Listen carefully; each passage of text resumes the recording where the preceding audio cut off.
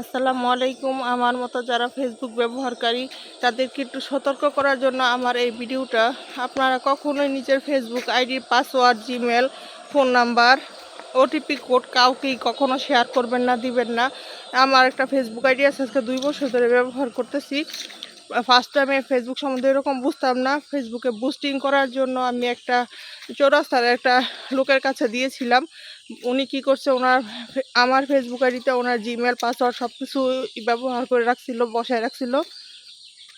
কিন্তু কিছুদিন পরে আমার আইডিটা হ্যাক হয়। এরপরে ওনার সাথে আমি দেখা করে উনি মাপটাপ চাই, পরে ঠিক হয়ে যায়। আজকে 2 বছর পরে উনি আবার এই পুরান শত্রুতা জায়গায় উঠছে। উনি আবার 2 বছর পরে 1 মাসের ভিতরে আমার আইডি 5বার হ্যাক করছে।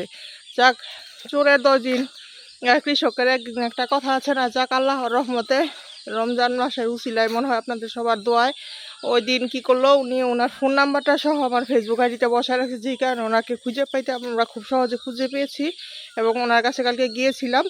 ওনার কি করলে জানি না কি হবে, কিন্তু কাউকে তো কিছু করলে তো আর এটা বের হয়ে যায় না। কিন্তু অনেকটুকু আমরা এরপরে অনেক খোঁজাখুঁজির পর ওনাকে কালকে গাজীপুরের এই বিলাসপুর থেকে অনেকটুকু দূরে এরকম একটা জায়গা থেকে আমরা খুঁজে পাই।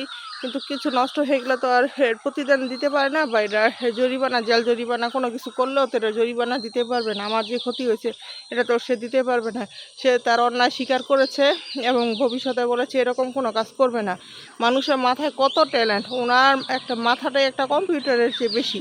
উনি এক মুহূর্তে 200 জিমেল, 200 ফোন নাম্বার, পাসওয়ার্ড সব কিছু অন্য মানুষের আইডিতে বলে ফেলতে পারছে।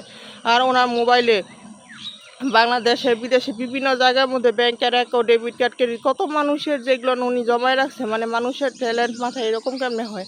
আপনারা আমার মতো যারা ফেসবুক ব্যবহার করেন সবাই একটু সতর্কতার সহিত ব্যবহার করবেন, তাহলে আমার মতো 2 দিন পরে পরে হেনস্থ হইতে হবে। সবাই দোয়া করবেন, সাপোর্ট করবেন।